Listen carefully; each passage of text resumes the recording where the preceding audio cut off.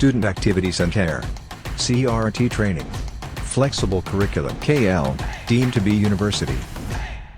Doctor Ambedkar Konaseema జిల్లా P Gannavaram నియోజకవర్గంలో Janasena TDP BJP ఉమ్మడి అభ్యర్థిగా ఉన్నటువంటి గిడ్డి సత్యనారాయణ గారు తన ప్రచారాన్ని జోరెపించుతున్నారు. రోజు కూడా నియోజకవర్గంలో పలు చోట్ల విస్తృతంగా పర్యటనలు అయితే చేస్తున్నట్టు ప్రస్తుతం ఆ ప్రచారం ఏ విధంగా జరుగుతుందో మరి విషయాలు అడిగి తెలుసుకునే ప్రయత్నం. చెప్పండి, ఏంటి పి గన్నవరంలో మీ ప్రచారం ఏ విధంగా సాగుతుంది? ఉమ్మడి అభ్యర్థిగా మీరు ఏ విధంగా ముందుకెళ్తున్నారు? ప్రచారంలో భాగంగా ఇతర మండలం లూటుకూరు, పాసిలపొడిలంక, యమనపాలెం, ఆదూరు ఈ గ్రామాల్లో పర్యటించడం జరుగుతుంది.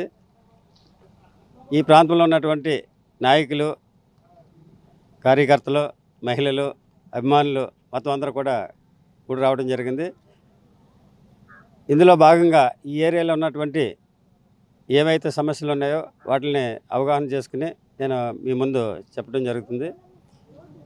మరి ముఖ్యంగా త్రాగునీటి సమస్య, డ్రైనేజ్ సమస్య, అదేవిధంగా కొబ్బరి రైతులకు ఇబ్బందులు, సీసీ రోడ్లు, కంప్లీట్ కానటువంటి సబ్ స్టేషన్స్, ఈ విధమైనటువంటి ప్రాబ్లమ్స్ తెలుసుకోవడం జరిగింది. రేపు ఉమ్మడి ప్రభుత్వం అధికారంలోకి వస్తే తప్పనిసరిగా వీటి మీద స్పందించి మొట్టమొదటిసారిగా వీటి గురించి, ఈ సమస్యల పరిష్కారం గురించి చర్యలు తీసుకుంటామని చెప్తున్నాను. అంటే పి గన్నవరం నియోజకవర్గంలో మొదట ఇక్కడ టీడీపీ టికెట్ కేటాయించిన పరిస్థితి ఉంది. దాని మొదటి నుంచి కూడా మీరు ఇక్కడ నియోజకవర్గంలో ఇన్ఛార్జిగా బాధ్యతలు చేపట్టిన బరుతుకాయలు చేస్తూ ఉన్నారు. కానీ ఈ నేపథ్యంలో టికెట్ అనూహ్య పరిణామాల మధ్య మారిన పరిస్థితి మళ్ళీ మీకే రావడం ఏ విధంగా ఉందంట? ఇది ఒక అద్భుతమైన పరిణామంగా భావిస్తున్నాను. అయితే మొట్టమొదట తెలుగుదేశంకి టికెట్ కేటాయించిన తర్వాత కొన్ని అనివార్య కారణాల వల్ల మళ్ళా జనసేన పార్టీకి కేటాయించడం జరిగింది. ఆ క్రమంలో తెలుగుదేశం, జనసేన, బీజేపీ కార్యకర్తలతోటి, నాయకులతోటి మీటింగ్స్ పెట్టడం జరిగింది. మొత్తం అందరూ కలిసి రావడం జరిగింది.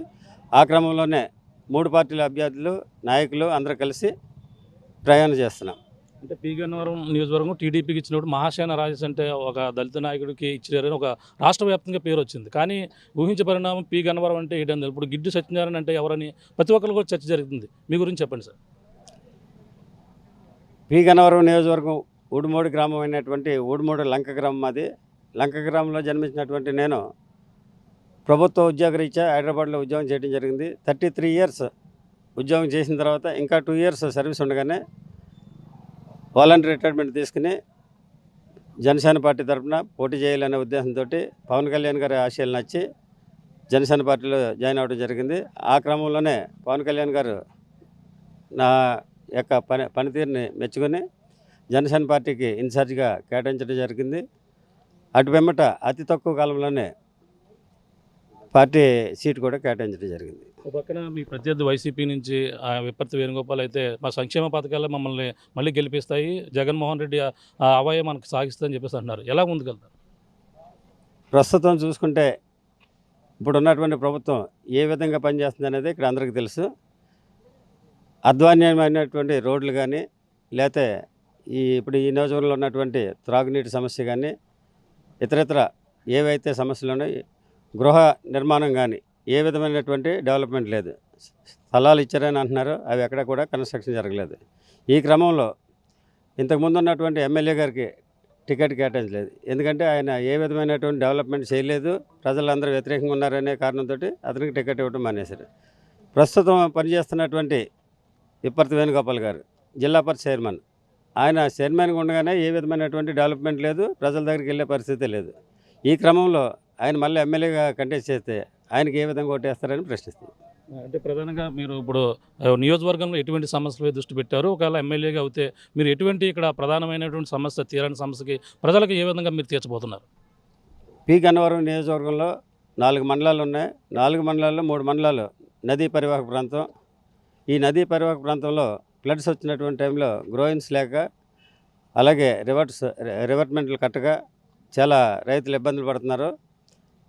మరి ముఖ్యంగా డ్రైనేజ్ వ్యవస్థ, డ్రైనేజ్ సిస్టమ్ అసలు బాగాలేదు. ఆ క్రమంలో చాలా ఇబ్బందులు పడుతున్నారు. అవే కాకుండా త్రాగునీటికి అయితే చుట్టూ నీరున్నా కానీ త్రాగడానికి నీరు లేకుండా పోయింది. ఈ విషయాల మీద స్పందించి తప్పనిసరిగా ప్రభుత్వం ఏర్పడగానే ప్రభుత్వంతో మాట్లాడి చర్యలు తీసుకుంటాను. అంటే ఇప్పుడు ఒక పక్కన జనసేన మొత్తం ఉమ్మడి అభ్యర్థిగా మీరు రావడం జరిగింది. ఒక పక్కన సింహం సింగిల్గా వస్తుందంటూ వైసీపీ వాళ్ళు వెళ్తున్నారు. రాష్ట్రంలో మళ్ళీ వైసీపీ జగనే మళ్ళీ మా వస్తారని చెప్పేసి ఒక పక్కన వాళ్ళు చెప్తున్నారు. ఇక్కడ ఉమ్మడి అభ్యర్థులు ఏ విధంగా మరి ఢీకొట్టిపోతారు? సింహం సింగిల్ లేదు, డబుల్ లేదు.